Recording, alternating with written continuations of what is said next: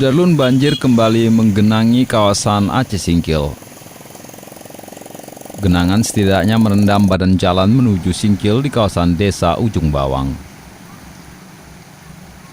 Ketinggian air ini mencapai 30 cm dan mengakibatkan pengendara yang melintas harus ekstra hati-hati.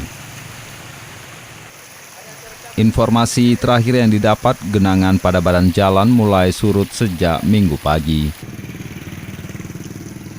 Namun di sejumlah pemukiman penduduk pada 6 desa di Kecamatan Singkil, genangan dilaporkan masih terjadi. Warga pun membangun dipan pada rumah masing-masing untuk mengamankan harta benda dan sebagai tempat untuk beristirahat. Dari Singkil, Dede Rosadi, Serambion TV.